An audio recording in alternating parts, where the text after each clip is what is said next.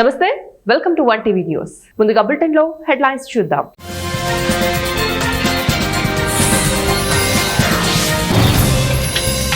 Ethanol blending తో చక్కెర మిల్లుల దశ తిరిగింది. అమిత్ షా.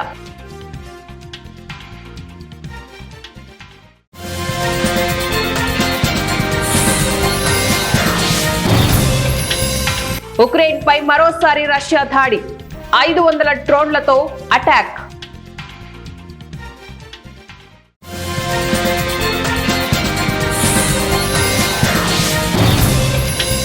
ఎవరెస్ట్ పై మంచు తుఫాను బీభత్సం. చిక్కుకుపోయిన 1000 మంది పర్వతారోహకులు.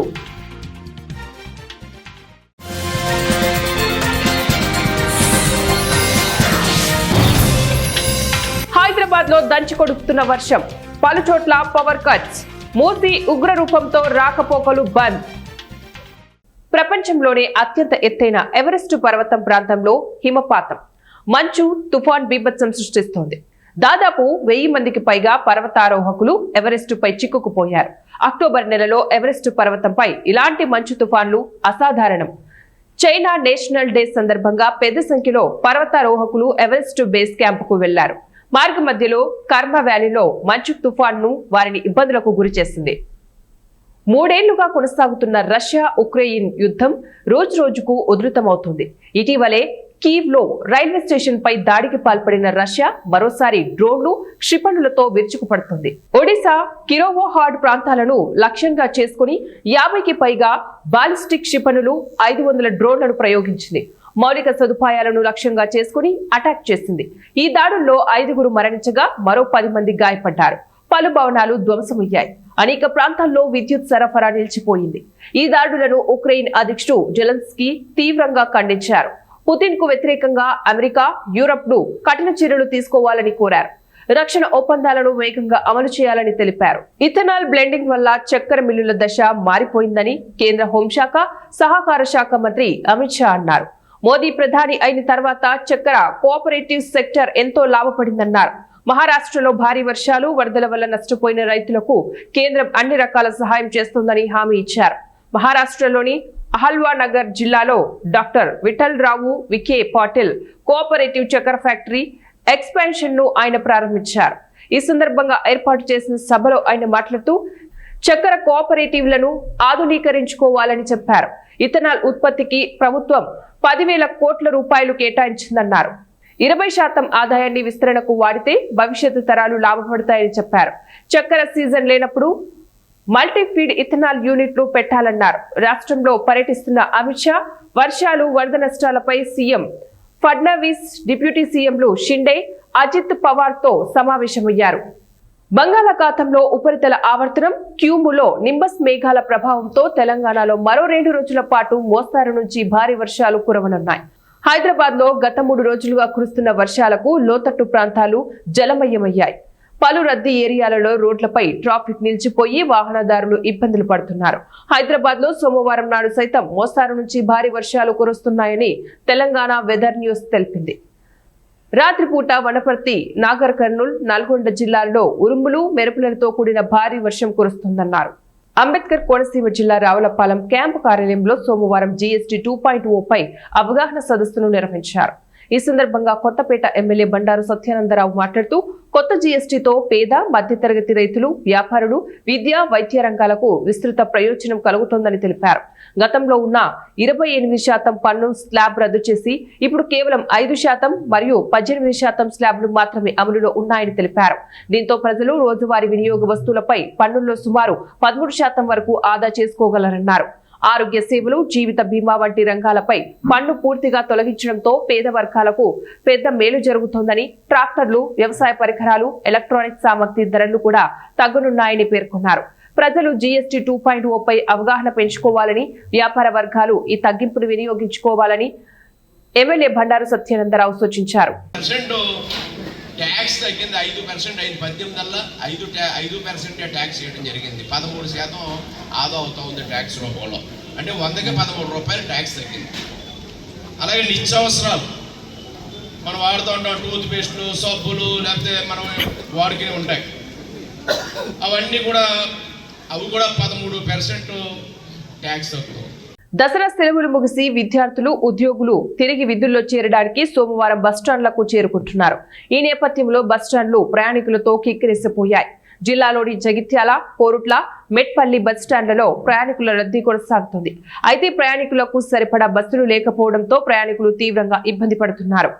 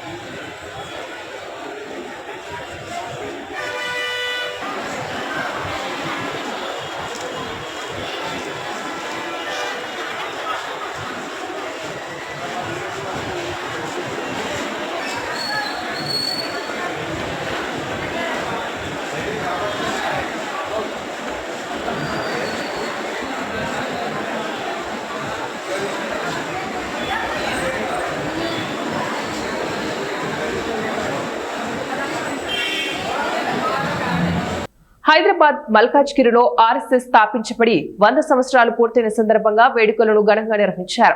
ఈ కార్యక్రమానికి ఆర్ఎస్ఎస్ కార్యకర్తలతో పాటు పార్టీలకు అతీతంగా స్థానిక ప్రముఖులు, కుటుంబ సభ్యులు పెద్ద సంఖ్యలో హాజరయ్యారు. ఈ సందర్భంగా పలువురు ప్రముఖులు మాట్లాడుతూ ఆర్ఎస్ఎస్ 1925లో స్థాపించబడింది. నేటికి 100 సంవత్సరాలు పూర్తి చేసుకున్న ఈ సంస్థ దేశవ్యాప్తంగా మాత్రమే కాకుండా ప్రపంచ వ్యాప్తంగా గుర్తింపు పొందిందని తెలిపారు. దేశంలో ఎప్పుడు ప్రకృతి విపత్తులు, యుద్ధాలు లేదా అత్యవసర పరిస్థితులు వచ్చినా ఆర్ఎస్ఎస్ స్వయం సేవకులు ఎప్పుడు ముందుండి సేవలందించారని వారు గుర్తు చేశారు. అత్యవసర పరిస్థితుల సమయంలో అనేక మంది ఆర్ఎస్ఎస్ నాయకులు, కార్యకర్తలు జైల్లో కూడా ఉన్నారని పేర్కొన్నారు.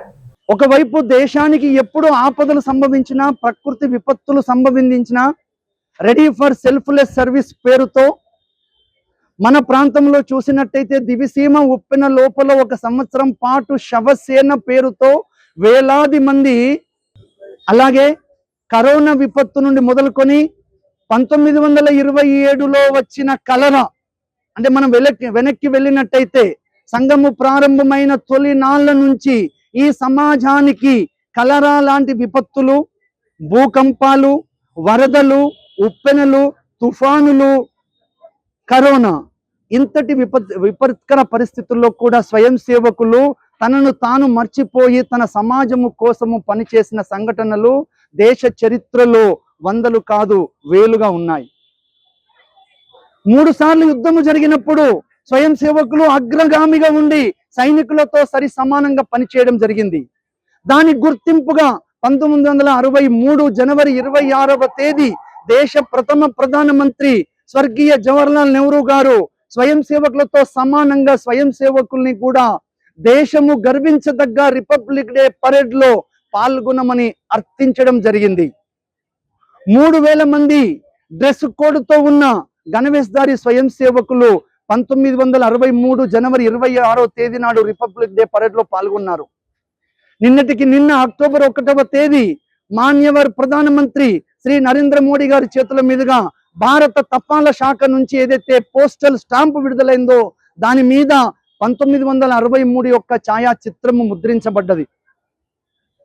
ఇవాళ దేశము లోపల అనేక వ్యవస్థలలో, అనేక రంగాలలో కార్మికులు, కర్షకులు, విద్యార్థులు, టీచర్లు, విజ్ఞానవేత్తలు, అనేక రకాలుగా రంగాలలో రాష్ట్రీయ స్వయం సేవక్ సంఘ స్వయం సేవకులు ఆయా రంగాల లోపల దేశమే ప్రథమము, నేషన్ ఫస్ట్ అనే భావన నిర్మాణం చేయడం జరుగుతుంది. దేశం మాత్రమే కాదు, విదేశాలలో హిందువులు, భారతీయులు ఎక్కడెక్కడ ఉన్నారో 75 దేశాలకు పైగా హిందూ స్వయం సేవక్ సంఘ్తో మన భారతదేశము కోసము వాళ్ళలో కూడా దేశభక్తి, నేషన్ ఫస్ట్ అనే భావన నిర్మాణం చేయడానికి విదేశాల్లో కూడా సంఘము ప్రయత్నము చేస్తూ ఉన్నది. కాబట్టి ఈరోజు 100 సంవత్సరాల తర్వాత సంఘము యావత్తు భారత సమాజాన్ని కోరుకుంటుంది. మార్పు రావాలి, సమాజ పరివర్తన జరగాలి. 2047కి భారత్ శ్రేష్ఠ భారత్ కావాలి అన్నట్టయితే ప్రతి వ్యక్తి తన కుటుంబము, తన సమాజము, సమాజ పరివర్తన, ఒక 5 రకాల పరివర్తన చేయాలి అని చెప్పేసి కోరుతున్నది. దాంట్లో కుటుంబ వ్యవస్థ, ఉత్తమమైన జీవన విలువల నిర్మాణము, రెండవది స్వ ఆధారిత జీవనము, స్వదేశీ భావన, స్వదేశీ వస్తు వినిమయము, మూడవది పర్యావరణాన్ని పరిరక్షించాలి, నాలుగవది ఈ రాజ్యాంగం ఏర్పరచుకున్న విధులు ఏవైతే ఉన్నాయో హక్కులతో పాటు బాధ్యతలు కూడా ఉండాలి. అనకాపల్లి జిల్లా బుచ్చయ్యపేట మండలం పెద్దమదిన గ్రామంలో ఆకీస్ చెట్లను ఎటువంటి పర్మిషన్ లేకుండా అడవులను అక్రమార్కులు నరికివేస్తున్నారు. ఫారెస్ట్ అధికారులు మరియు రెవెన్యూ డిపార్ట్మెంట్ అధికారులు అనుమతి లేకుండా కొండ నుండి చెట్లను తరలిస్తున్నా ప్రభుత్వ అధికారులు పట్టించుకోవడం లేదు. ఎవరైనా పై అధికారులకు సమాచారం ఇస్తే తప్ప అటువైపు కన్నెత్తి కూడా చూడటం లేదు. సిబ్బంది కొరత వల్ల దాడులు చేయలేకపోతున్నట్లు ఫారెస్ట్ అధికారులు పేర్కొంటున్నారు. మీతో తీయాలి కదా అందుకని సార్ అదే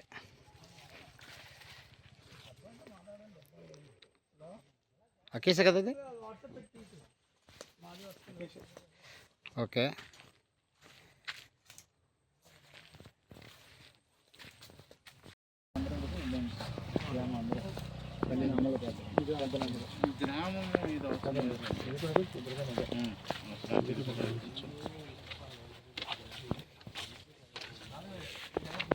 తీసుకుంటండి రెవెన్యూ డిపార్ట్మెంట్ పర్మిషన్. ప్రకాశం జిల్లాలోని నల్లమల అటవీ సమీప మార్కాపురం, పెద్దరావీడు మండలాల్లో గ్రామాల్లో వన్యప్రాణి వారోత్సవాలు అటవీ శాఖ అధికారులు నిర్వహిస్తున్నారు. వన్యప్రాణులను రక్షించుకోవాలని, పర్యావరణ పరిరక్షణకు అందరూ పాటుపడాలి. చెట్లను నరకటం, అనుమతి లేకుండా అడవిలో ప్రవేశించడం నేరం. ఎవరైనా అడవిలో ఉచ్చులు, వలలు కలిగి అడవి జంతువులను చంపినా వారిపై వన్యప్రాణి సంరక్షణ చట్టం 1972 ప్రకారం 7 సంవత్సరాల జైలు శిక్షలు పడతాయని ప్లకార్డులతో పిల్లలతో కలిసి అటవీ సమీపంలోని గ్రామాలలో అటవీ శాఖ అధికారులు ప్రచారం చేపట్టారు. ప్రజలకు వన్యప్రాణి చట్టాలపై అవగాహన కలిగిస్తున్నారు. ఈ కార్యక్రమంలో కళాజాత బృందం ఆటపాటలతో, మ్యాజిక్ తో అటవీ రక్షణ, వన్యప్రాణుల సంరక్షణపై ప్రజలకు అవగాహన కలిగించారు. ఇంతకాగా మనకు వర్షాలు పడాయి కదా, గంటకు 150 కిలోమీటర్ల వేగంతో, గంటకు 200 కిలోమీటర్ల వేగంతో ఇలా చిన్నగా పైన చక్కెరలు కొడుతుంటాయి. ఎందుకంటే బాగా వేడిగా ఉంటుంది, వర్షం నల్లగా పొగలు కక్కుతుంటుంది. అలాంటి మేఘాలన్నీ కూడా ఒక అడవి ఆకర్షిస్తుంది అనమాట. ఎలాగ ఇలా చూడండి, చిన్నగా వాగులు, వంకలు, పల్లెలు, పట్టణాలు అన్ని దాటుకుంటూ ఒక ఫారెస్ట్ వచ్చింది.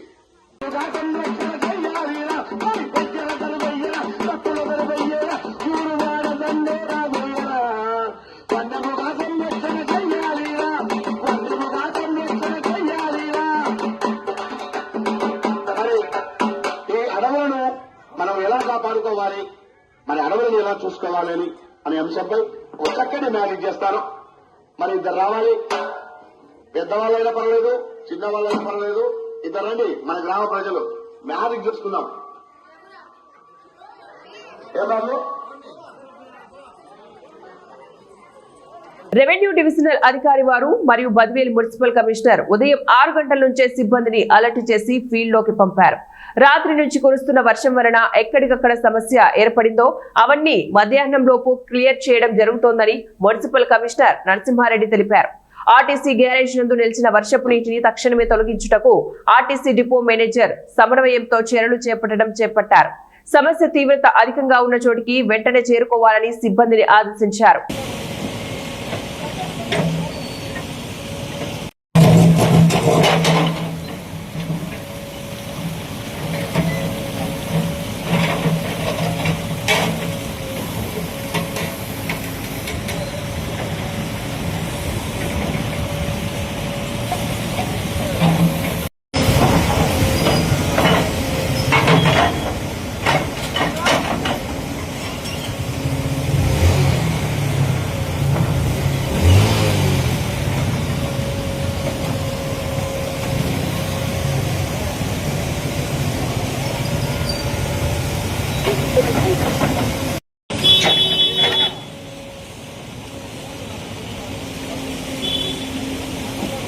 కడప జిల్లా పోరుమామిళ్ల పట్టణంలోని మలకతవ ఆంజనేయ స్వామి గుడిలో రాష్ట్రీయ స్వయం సేవక సంఘం ప్రారంభించి విజయవంతంగా 100 సంవత్సరాలు జరుపుకున్న శుభ సందర్భాన్ని పురస్కరించుకొని శత జయంతి వేడుకలను కార్యకర్తలు ఘనంగా నిర్వహించారు. ముందుగా సంస్థ వ్యవస్థాపకులు కేశవరావు బలిరాం హెడ్గేవార్ గురూజీ భరతమాత చిత్రపటాలకు పూలమాలలు వేసి అలంకరించి ఈ కార్యక్రమాన్ని ప్రారంభించారు. కార్యక్రమానికి ముఖ్య అతిథిగా విచ్చేసిన Porumamilla forest range officer Shri Raghunath Reddy మాట్లాడుతూ దేశం కోసం ధర్మం కోసం ఆర్ఎస్ఎస్ గత 100 సంవత్సరాలుగా పనిచేస్తూ భారతదేశానికి ఒక రక్షణ కవచంలా నిలిచిందని అన్నారు.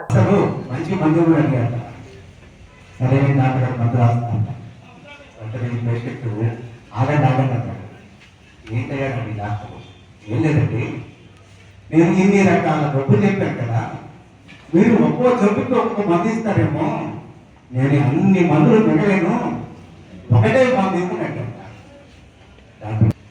మళ్ళీ ఈ పేషెంట్ ఆడడం ఏంటంటే ముందుకొచ్చి నేను ఒకటే మంది ఇదిలో ఉదిస్తే ఫ్రీగా వచ్చే మంది దాంట్లో సర్వతం మళ్ళీ పోయే వనిత వాళ్ళని నిర్మించింది ఎవరు? నలుడు నిలుడు. అడవిలో ఉండే వానరులు రాముడికి సహకరించారు. ధర్మకృష్ణాన్ని చెప్పాడు ఒక సహకరిలో రాముడికి లేని కులం మనకే ఉంటాం. మనం అందరికి కూడా తిరుపతి వెళ్ళుంటాం. ఎంతమంది ఉంటారు తిరుపతిలో పాల్గొనని చెప్పాడు. అది హ్యాట్సాప్. మధ్య మధ్యలో కొన్ని అనివార్య కారణాల వలన 5 అన్నారు, కానీ దానికి ఆధారాలు లేక మన ఆర్ఎస్ఎస్ అనేది ఇప్పటికీ ఎప్పటికీ ఈ 3 ఉన్నంత వరకు ఇంకా డెవలప్ కావాలని కోరుకుంటున్నాను. ఇంకోటి ఏంటంటే ఓన్లీ హిందూ, నాకు తెలిసి ఆర్ఎస్ భావజాలు హిందూ మతం పర్ఫెక్ట్ గా ఉండేది కేవలం మన ఇండియా మాత్రమే. ప్రతి మతానికి చాలా కంట్రీస్ ఉన్నాయి. ముస్లిమ్స్ కావచ్చు, పాకిస్తాన్ నుండి వాళ్ళకి చాలా కంట్రీస్ ఉన్నాయి. నేపాల్ కూడా ఒకప్పుడు హిందూ దేశమే, అది కూడా ఇప్పుడు హిందూ దేశాన్ని డైవర్ట్ అయిపోయి వేరే మతానికి మారిపోయింది. కానీ మన ఇండియా మాత్రము మన ఇండియన్స్ పైన ముస్లిమ్స్ దాడి చేశారు. మనకంటూ పర్ఫెక్ట్ ఒక వేలో పోతున్నాము. ఆ ప్రజలు నాయకులు బాగున్నారు కాబట్టి మనం ఇలా ఉన్నాము. ఇంకా బాగుండాలంటే మనం ఇంకా పిల్లలు ఉన్న పరిధిలో వాళ్ళకు మనము జన్మ ఎత్తిన తర్వాత సమాజానికి మనం సేవ చేయాలి. ఏమైనా కష్టాల్లో ఉంటే మనకు తోచినంత మనకున్న పరిధిలో సహాయం చేయాలి. ఇవ్వడంటే నేను చెప్పకుండా కానీ నా ఫ్యామిలీలో దాదాపు నెలకు 2000 పేదలకు ఇస్తాం సార్. మన ఇయర్లీ దాదాపు 30,000 కానీ 50,000 ఎవరైనా చదువురాని వాళ్ళు, పేదలు, అనాథలు ఉంటే వాళ్ళకు చేస్తూ ఉంటాను. అలా మీకున్న వాటిలో కర్నూలు జిల్లా మద్దికేర మండలం ఎంపీపీ అనితా యాదవ్ మాట్లాడుతూ రైతులు పండించిన పంటలకు మార్కెట్లో గిట్టుబాటు ధరలు లేక రైతులు చాలా ఇబ్బందికి గురవుతున్నారని, గత మాసంలో ఉల్లి రైతులు హెక్టారు 50,000 రూపాయలు ఇస్తామని ముఖ్యమంత్రి ఇంతవరకు ఇవ్వలేదని మద్దికేర ఎంపీపీ అనితా యాదవ్ అన్నారు. మద్దికేర మాజీ ఎంపీటీసీ శ్రీనివాస్ మాట్లాడుతూ గత సెప్టెంబర్ మాసంలో రైతులు పండించిన ఒట్టి మిరపకాయకి ధర లేక విలవిలలాడుతున్న సమయంలో మాజీ ముఖ్యమంత్రి వైఎస్ జగన్మోహన్ రెడ్డి గుంటూరు మిర్చి యార్డు సందర్శించి రైతులకు న్యాయం చేశారన్నారు. ఆన్లైన్ చేసుకొని కానీ నాకు ఇంతవరకు ఏం న్యాయం చేయలేదు. నేను 8 ఏళ్ళు ఆటో యూనియన్ ప్రెసిడెంట్గా పనిచేశాను.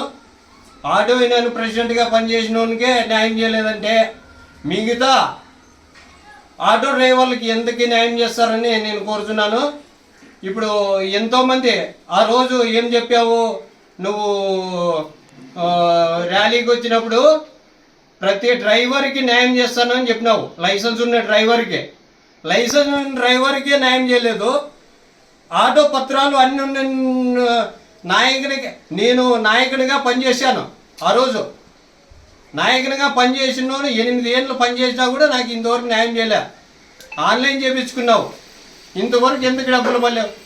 ఎవరికి మధ్యకర్లో 8 మందికే పడినాయి. మధ్యకర్లో 8 మందినే ఉండేది. మధ్యకర్లో దాదాపు అంటే 100 ఆటోలు ఉన్నాయి. 100 ఆటోల్లో ఇంతమందికే పడినాయి. ఎందుకు మేము ఎందుకు ఇంతమంది కుటుంబాలు నాశనం అవుతున్నాయి? అందరికీ ఫ్రీ బస్ ఇడిసి అన్యాయం చేసావు, మా కుటుంబాలు నాశనం చేసావు. ఎందుకే ఈ కుటుంబాలందరికీ ఏ న్యాయం చేసావో చూడండి.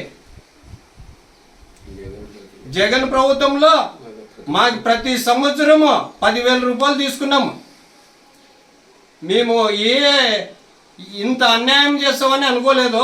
ఆ రోజు మీరు వచ్చినప్పుడు ప్రతి ఆటోని కార్మికులు ఆశించినారు.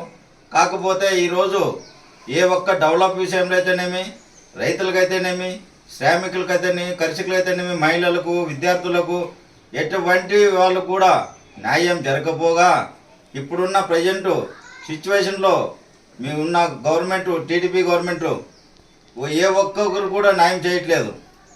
ఉదాహరణకి నిన్ననే ఆటోలకి అమౌంట్ వేసినామని చెప్పినారు 15,000 ఒక ఆటోకి. కాకపోతే గత 2023 లెక్కల ప్రకారము 15 లక్షల మంది ఉన్నారు ఆటో వాళ్ళు ఈరోజు ఎంతమందికి పడింది? కనీసము 50% మంది కూడా ఆటోలకి డబ్బులు పట్టలేదు. గతంలో ఉల్లి రైతులైతేనేమి గిట్టుబాటు ధర కల్పిస్తామన్నారు. ఒక వారం తిరగకముందే మేము గిట్టుబాటు ధర ఇవ్వలేము, ప్రతి రైతుకు ఒక ఎకరాకి 20,000 ఇస్తామని ఆ గిట్టుబాటు ధర ఎత్తేయడం జరిగినది.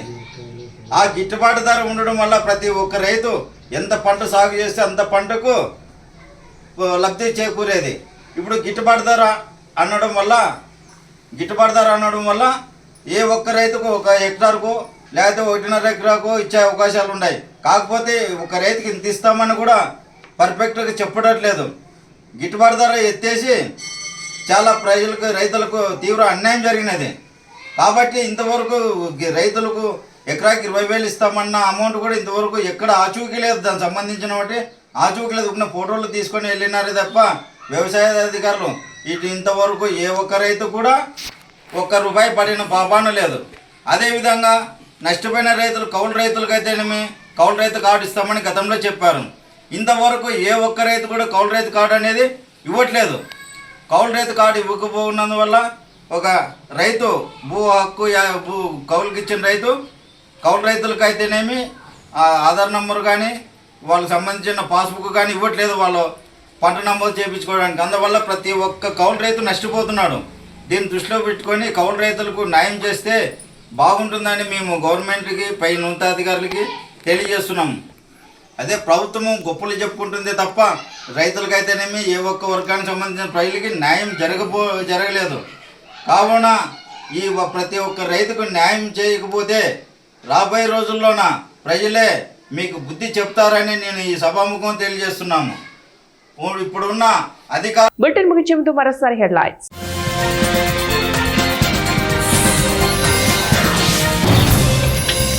ఇథనాల్ బ్లెండింగ్ తో చక్కెర మిల్లుల దశ తిరిగింది అమిత్ షా.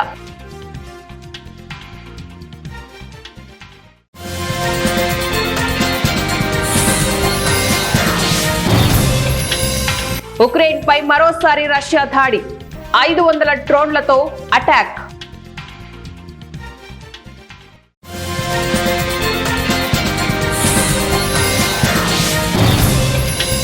ఎవరెస్ట్ పై మంచు తుఫాను బీభత్సం, చిక్కుకుపోయిన 1000 మంది పర్వతారోహకులు.